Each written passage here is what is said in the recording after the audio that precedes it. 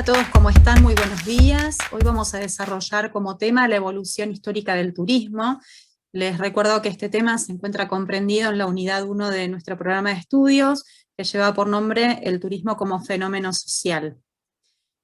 Para hablar acerca de la evolución histórica del turismo tendríamos que tener en cuenta lo que sucedió en el mundo, es decir, lo que sucedió a nivel global, cómo se fue dando esta evolución histórica del turismo en el mundo, y también podríamos pensar en la evolución histórica que se dio, ¿no?, acerca del turismo, pero en Argentina. Nosotros por el momento vamos a hacer hincapié en cómo se dio esta evolución histórica en el mundo y vamos a dejar para más adelante todo lo concerniente a la Argentina. Para ello vamos a remontarnos, ¿no?, a varios años antes de Cristo.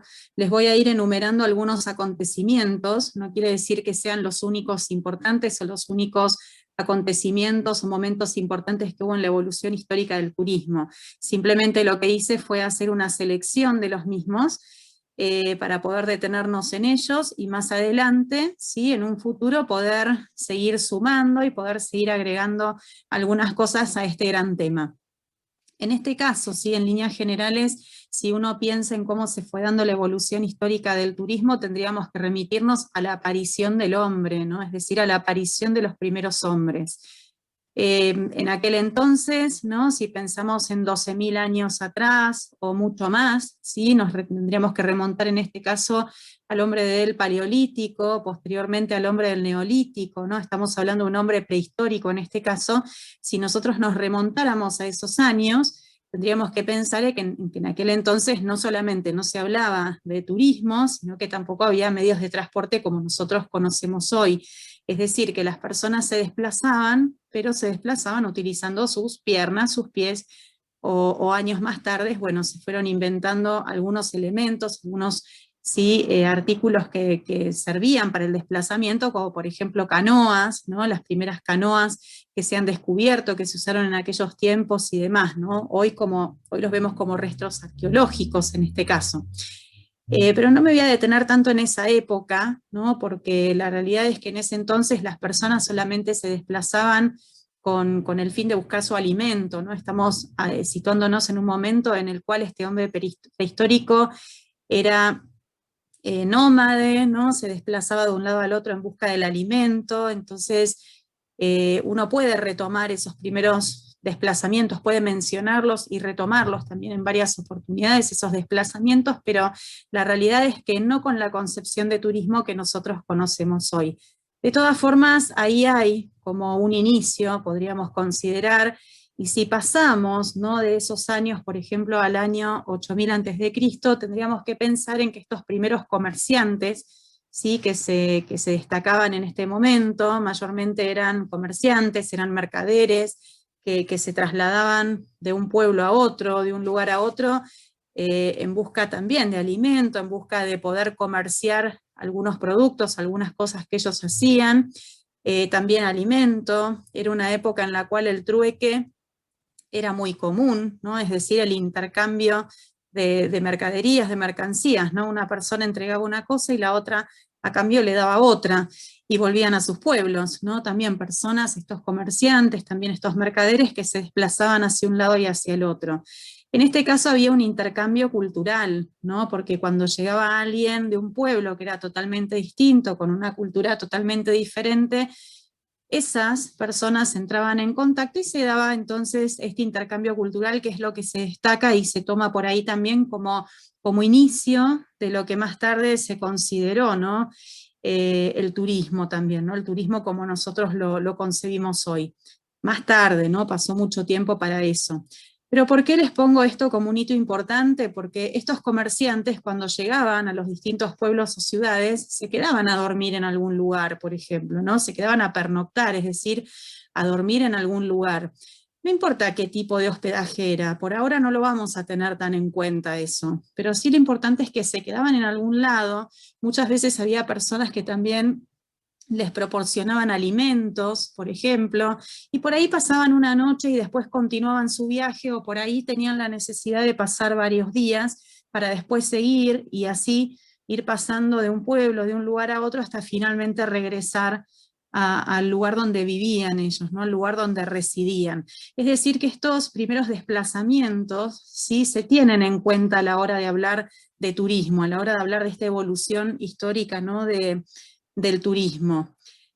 Otro acontecimiento importante, si saltamos, ¿no?, varios años también en la historia, sería pensar en este año 300 antes de Cristo. Nos tenemos que situar en épocas, ¿no?, en este caso del Imperio Romano, ¿no?, en donde algunas personas, sobre todo los que tenían más recursos, ¿no?, personas por ahí adineradas que se destacaban con respecto a otros, se dirigían a las zonas de baños termales, a veces también como forma de recreación o de esparcimiento, se dirigían, sí, alejados de la ciudad al campo, o muchas veces, sobre todo en la temporada de verano, bajaban hacia lo que hoy nosotros conocemos como mar Mediterráneo. Me estoy ubicando en este caso, nos estamos, ¿no?, ubicando en Europa, ¿no?, como que bajaban hacia las costas del mar Mediterráneo como para poder pasar allí unos días con una temperatura agradable y poder estar ahí en el mar y demás, ¿no?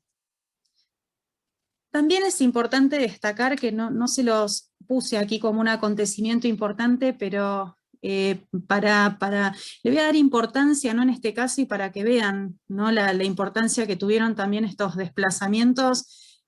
Cuando uno piensa en la Biblia, por ejemplo, ¿no?, la Biblia uno puede abordarla desde distintas maneras, ¿no?, desde el culto, desde la fe, o sea, pero también podemos pensar en tomar la Biblia como un libro histórico, ¿no? Y en ese sentido, si uno lo toma, ¿no?, toma a este conjunto de libros como un libro histórico, se puede ver, sobre todo en el Antiguo Testamento, que en muchos libros se mencionan distintos tipos de desplazamientos en distintos momentos. A veces se menciona también que hubo algunos líderes, ¿no?, que enviaron a algunas personas a ir a otros pueblos y tomar contacto con culturas, o para comerciar, en fin, ¿sí? En el Nuevo Testamento también, pero aparecen mucho más estos desplazamientos en el Antiguo Testamento.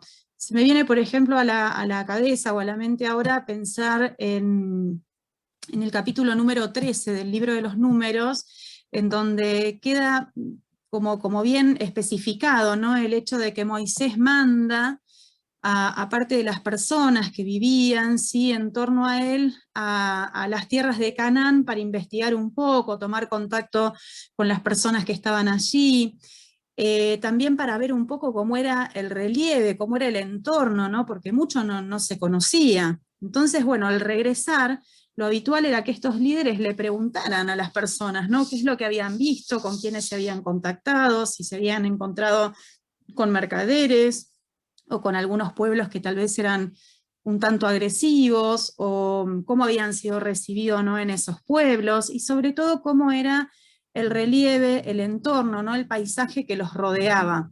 Que esto también cabe destacarlo, ¿sí?, porque la realidad es que muchas veces en el mundo, y hoy esto sigue pasando, a veces el relieve y algunas condiciones que tienen que ver con una geografía física condicionan, ¿no?, al desplazamiento de las personas. Por eso también hago un poco de hincapié en ello, ¿no? Y si seguimos saltando, ¿no?, un poco de años en la historia, como les decía, no vamos a ir año por año, sino que de forma cronológica vamos a ir salteándonos algunas etapas. En el año 164 a.C., aparece una persona, ¿sí?, destacada, Filón de Biblos, se la menciona mucho, ¿sí?, como persona importante en la historia, como pensador, ¿no?, y demás, que a este Filón de Biblos le gustaba mucho viajar, desplazarse y demás, y había hecho uno de los viajes, ¿no?, que él siempre se acordaba, lo recordaba y siempre lo destacaba, en donde él decía que había conocido las 7 maravillas del mundo, ¿no? Que no son las 7 maravillas que conocemos hoy, quiero aclarar, ¿no? Eso quiero aclararlo. Entonces él había conocido algunos lugares que le habían llamado la atención, que le habían gustado, y quiso escribir un libro y compartir sus vivencias, sus experiencias, lo que le había pasado, describir un poco ese lugar, esos templos, esos edificios históricos, por ejemplo, con los que se había encontrado, esas ciudades que había conocido. Entre ellos, la ciudad de Babilonia, ¿sí? Él hablaba mucho de los jardines colgantes de Babilonia, el Coloso de Rodas, el templo de Zeus, ¿sí?, entre otros también las pirámides de Egipto. pirámides que todavía están en pie. Él las había conocido y había destacado entonces muchos de estos lugares en este libro, y a partir de ahí eso fue de alguna manera como un puntapié, un incentivo para que otras personas también decidieran desplazarse e ir a conocer lugares. Fíjense que seguimos situados, ¿sí? Seguimos estando en años antes de Cristo, o sea, hace muchos años atrás, ¿no? En este momento, a partir del año 164 en adelante, ¿no? Más cercano a esto al nacimiento de Cristo, comienzan a darse también algunos viajes de peregrinación. Viajes de peregrinación que después de que nació Cristo se siguieron dando y hasta el día de hoy siguen siendo importantes, y de hecho hay un tipo de turismo que tiene que ver con lo religioso y con las peregrinaciones. Bueno, es un tema más amplio, pero para que se entienda se los digo de esta manera. En donde, bueno, es importante esto, ¿no? Estos viajes de peregrinaciones, de dirigirse a algunos templos, a algunas ciudades que tenían que ver con el culto, ¿sí? Con los distintos cultos. La realidad también es esa, distintos templos, distintos cultos. ¿Eso hasta qué momento? Hasta que empiezan a perfilarse las grandes religiones del mundo, ¿no? Tal como nosotros las concebimos hoy. Y también podríamos involucrar aquí en este tema a las filosofías de vida, ¿no? Tema que ahora no vamos a detenernos en él, no lo vamos a desarrollar, pero sí se los dejo como para que lo tengan en cuenta y piensen en esto también, ¿no? Fíjense hace cuántos años se lleva, ¿sí? Cuántos años ya han pasado y estos viajes se siguen haciendo, ¿no? Incluso hasta la actualidad. Si uno piensa hoy en día en peregrinaciones, ¿no? Por ejemplo, hay una peregrinación que es muy importante a la Meca, hay peregrinaciones, por ejemplo, a Lourdes, ¿no? Peregrinaciones a Luján, si pensamos en algo nuestro, ¿no? En algo más local, esta advocación de la Virgen María, ¿no? Nuestra Señora de Luján, y también hay peregrinaciones que se dan allí para ver a la Virgen María en este caso, ¿no? Pasamos, ¿no? Unos cuantos años en la historia y aparece aquí un acontecimiento importante en este año 1282, puntualmente en la ciudad de Florencia. Florencia es una ciudad de Italia, en donde también, ¿no? Seguía esto de los comerciantes, los mercaderes, personas que se desplazaban hacia un lado, hacia otro, ¿no? Por distintos motivos, pero principalmente los motivos eran esos, ¿no? El comercio. Y los distintos hospedajes que había que ya se encontraban, ¿no? En esta ciudad de Florencia, más bien eran posadas, ¿no? No eran hoteles como los concebimos hoy desde ya, pero todas estas personas deciden agruparse y forman el gremio de posaderos. ¿Sí? ¿Para qué? Para de alguna manera comenzar con una actividad comercial, y de a poco esta actividad comercial se fue perfilando en como nosotros sí la conocemos hoy a la hora de hablar de hospedaje y de todo lo que conlleva, ¿no? el hospedaje. Durante la Edad Media hay un destino también en Italia que se pone muy de moda sobre todo para las personas con recursos, ¿no? Las personas adineradas, es la ciudad de Venecia.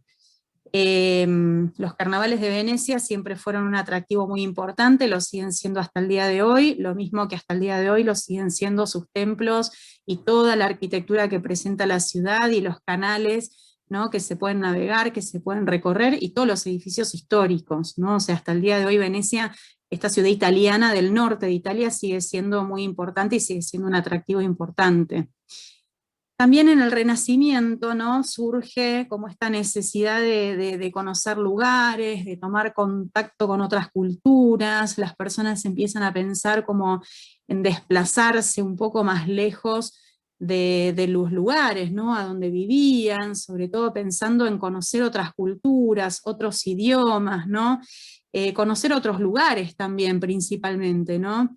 Y si pensamos ya en el siglo XV, en el siglo XVI, acá nos tenemos que situar en algunos momentos muy importantes para la historia incluso, que tienen que ver con los conquistadores y aquellas personas aventureras que se adentraban, ¿no? A los mares, a recorrer los mares, y se adentraban sobre todo a ver a dónde llegaban y qué descubrían.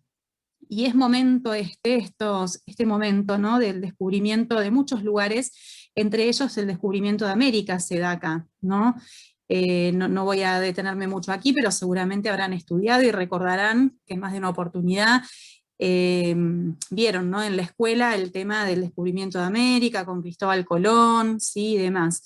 No fue Colón el único conquistador, ni tampoco fueron las únicas personas que se adentraron, ¿no?, a recorrer los mares, los océanos y ver, bueno, con qué se encontraban y qué había del otro lado. En un principio, todo ese tipo de expediciones se hizo con fines comerciales, ¿no? Lo que se buscaba era eso, conocer, conquistar y también llegar a algo que tuviera que ver con fines comerciales, ¿no? Hoy en día, de alguna manera, sigue siendo así, ¿sí? Siempre que se habla de conquistas y de descubrimientos, bueno, de alguna manera también se sigue pensando en algo vinculado al comercio. Seguimos un poco más, y si pensamos en el siglo, ¿no?, si nos detenemos en este siglo XVI, este es momento en el cual empiezan a aparecer algunos centros vacacionales en Europa, ¿no? Hay que tener muy presente algo. De todo lo que venimos hablando hasta ahora, mayormente tenemos que ubicarnos en Europa, ¿sí?, en ese lugar, en ese contexto también, ¿no? En un contexto económico, social, político, ¿no?, pero de ese continente. Todavía no podemos hablar de un desarrollo del turismo que se haya dado en gran medida en otros lugares del mundo. Y estos centros vacacionales, ¿no?, que empiezan a aparecer en este siglo XVI, empiezan a darse también en el centro de Europa, ¿no? Hasta el momento veníamos haciendo mucho hincapié en Italia y, bueno, otros países que también miraban al Mediterráneo, y personas que se acercaban no solo a las zonas de campo, las zonas, sí, así más agrestes, sino también que se acercaban, que bajaban, decíamos, ¿no?, hacia el mar Mediterráneo para poder pasar principalmente las temporadas de verano. En este caso ya se empiezan a abrir otro tipo de destinos, otro tipo de lugares, insisto, ¿no?, en Europa, entre ellos Francia. Francia empieza a ser un país, en este caso, muy elegido, sobre todo por las personas adineradas, sobre todo por las clases altas, por los nobles. Ejemplo de ellos son, por ejemplo, los nobles franceses, que muchas veces, sobre todo los jóvenes, se iban a pasar largas temporadas a Francia para poder estudiar un idioma, tomar contacto con otra cultura, tomar contacto también con, por ejemplo, otras personas, ¿sí?, que eran de su misma clase social, ¿no? Por ejemplo, eso se empieza a ver bastante. Y en el año 1845 aparece una persona muy importante que es Thomas Cook, ¿sí? Thomas Cook, no me voy a detener tanto ahora, pero Thomas Cook en 1845 abre la primera agencia de viajes del mundo, ¿sí?, que se llamaba Thomas Cook and Son, Thomas Cook e Hijos, y en este caso él fue la primera persona que habló de paquetes turísticos. Él fue la primera persona en el mundo, ¿no?, en este año que les decía, fue la primera persona en el mundo que incluyó dentro de los viajes que él programaba el transporte, el hospedaje, la gastronomía, algunas excursiones, algunas actividades de recreación o de esparcimiento durante los viajes. Fue el primero que propuso cruzar, pensemos en turismo esto, ¿no?, cruzar el Atlántico de Europa hacia América del Norte, con fines turísticos. Fue el primero que pensó también en desplazarse por Europa, por los distintos países en ferrocarril, también, sí, pensando en el turismo. O sea, que fue una persona muy importante, y hasta el día de hoy lo sigue siendo, ¿sí? Sigue siendo es considerado el padre del turismo, ¿no? Y hasta el día de hoy se lo sigue considerando de esa manera. Y después, como acontecimientos importantes, tenemos que detenernos también en la Primera y la Segunda Guerra Mundial, ¿no? En este caso, a partir de esta Primera y Segunda Guerra Mundial, se empieza a dar, no solo en Europa, sino ya en el resto del mundo también, un turismo de masas. Un turismo que de forma muy directa se vio relacionado y se vio vinculado a los cambios que hubo en la calidad de vida de los trabajadores, ¿no?, como les dejo escrito aquí. ¿Sí? Se los marco, aquí lo tienen escrito. También cambian algunas condiciones en lo laboral, por ejemplo, el hecho de que las vacaciones sean pagas, el transporte cambia, ¿no? Después de la Primera y Segunda Guerra Mundial queda un montón, una gran cantidad de transportes ahí como que no se sabía qué hacer, no se sabía qué hacer con ellos, para qué usarlos. y demás, entonces se piensa en, bueno, ¿y por qué no usarlo para el turismo todo esto, ¿no? Que sobraba. Algunos transportes, digamos, terrestres y otros transportes que tenían ya más que ver con la aviación, por eso también les destaco aquí la aviación civil comercial, que tiene lugar, comienza, ¿sí? A pensarse mayormente a partir de este turismo de masas y a partir de la Segunda Guerra Mundial, después de ella. Eh, Hablamos de un turismo de masas pensando en que, bueno, había un montón de personas ya que se desplazaban, ¿no? De a poco con esto de que mejoraba la calidad de vida de los trabajadores y ya tener vacaciones pagas, tener un momento del año en el cual poder parar, poder frenar, poder tomar vacaciones y bueno, y que encima esos días fueran pagos, ¿no? Aunque no estuvieran yendo a trabajar las personas, eso de alguna manera hace que las personas empiecen a salir, ¿no? Fuera de su lugar de residencia. Y así empiezan a surgir en el mundo distintos destinos pensando en este tipo de turismo. Es decir, que ya no solo viajaban las personas que tenían mucho dinero, sino que ya había un turismo para cualquier persona, ¿sí? Que es un poco lo que se empieza a dar y lo que se sigue dando hasta hoy día, ¿no? Con respecto al turismo en Argentina, a esta evolución del turismo en Argentina, les dije que no iba a reparar, que no me iba a detener mucho, porque no es el fin de esta clase, pero no podemos dejar de mencionar, sí, brevemente algunas cosas, ¿no? que quiero decirles, que quiero contarles, ¿no? Por un lado, que el desarrollo del turismo en Argentina se dio mucho después, mucho más tarde que el desarrollo del turismo en Europa, si uno quiere compararse, ¿no? Con Europa. Por el otro lado, que a partir de 1890 se da un impulso y se da como un auge muy grande del turismo, pensando en que, bueno, el ferrocarril, el tendido ferroviario estaba avanzando, se estaba como adentrando hacia el interior del país, y eso de alguna manera colaboró, contribuyó, ¿no? Con un avance del turismo.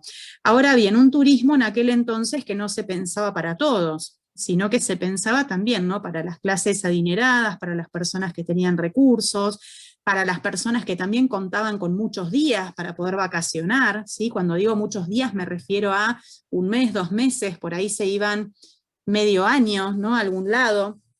Así empiezan a aparecer algunas casas de veraneo, por ejemplo, en la zona donde estamos nosotros, en la zona norte, en Vicente López, en San Isidro, en San Fernando, en Tigre, ¿no? Lugar en donde está la escuela, en donde está el barrio, donde muchos de ustedes viven. Y entre ellos, ¿no? Hay algunos acontecimientos importantes para destacar. Uno de ellos es la creación, la fundación, en este caso, del Automóvil Club Argentino. Se dio en el año 1904, ¿sí? O sea que ya tiene más de 100 años este Automóvil Club Argentino, y no voy a detallar todos los objetivos, pero sí entre sus objetivos este Automóvil Club Argentino tiene el de fomentar, lo tuvo también en su momento, ¿no? Y lo sigue teniendo, el de fomentar el turismo en vehículos, ¿sí? Utilizando el automóvil en este caso.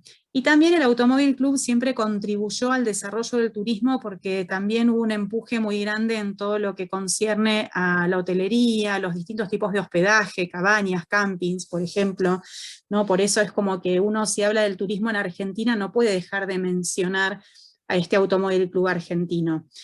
Y la foto de la derecha, ¿sí? Es una imagen en donde aquí, ¿sí? Se ve el edificio que está a la izquierda, corresponde al Tigre Hotel, y el edificio que vemos a la derecha en este caso corresponde al Tigre Club, ¿sí? Es el actual Museo Arte Tigre, el MAT, que lo conocemos todos como MAT. Este edificio no está más, este edificio de la izquierda, actualmente aquí está el Consejo Deliberante de Tigre, y este sí sigue en pie.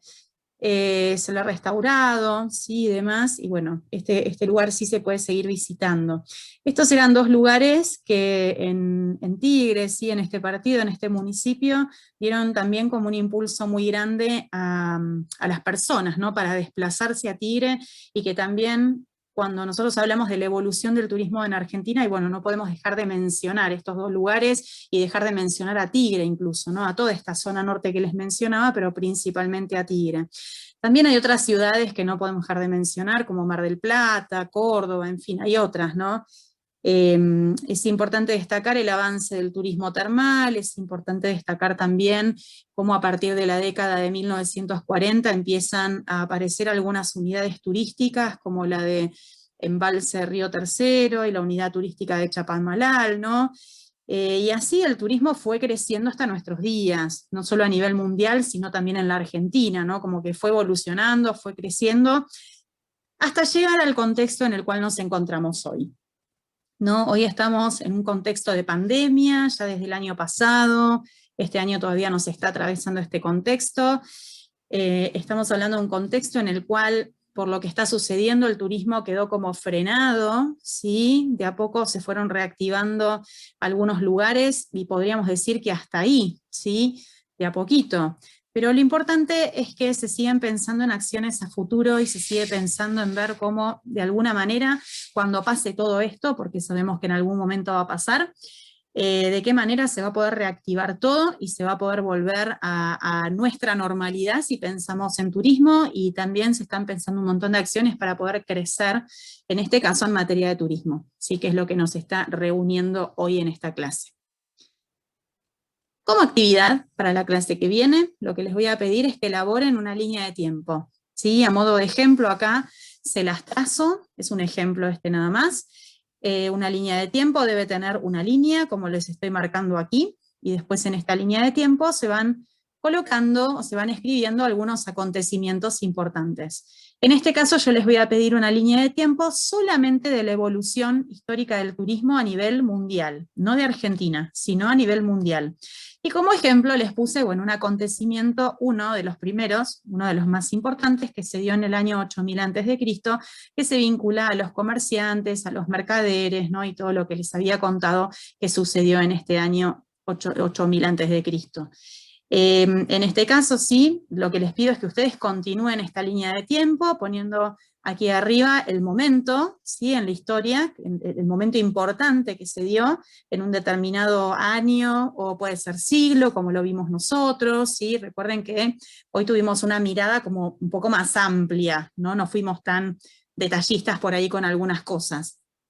Pero pueden ir poniendo entonces aquí arriba los siglos, los años, así como nosotros lo fuimos viendo, con un orden cronológico. Aquí tiene que haber un orden, eso es importante, tiene que haber una cronología, y debajo deberían ir colocando, ¿sí? Yo también acá se los puse como ejemplo, pero deberían ir poniendo, bueno, qué acontecimiento importante se dio en cada uno de esos años. Se los dejo entonces como tarea, y como siempre les digo, espero que ustedes, que sus familias, que todos se encuentren bien, y nos estamos viendo entonces la próxima semana. Saludos. Chau, chau.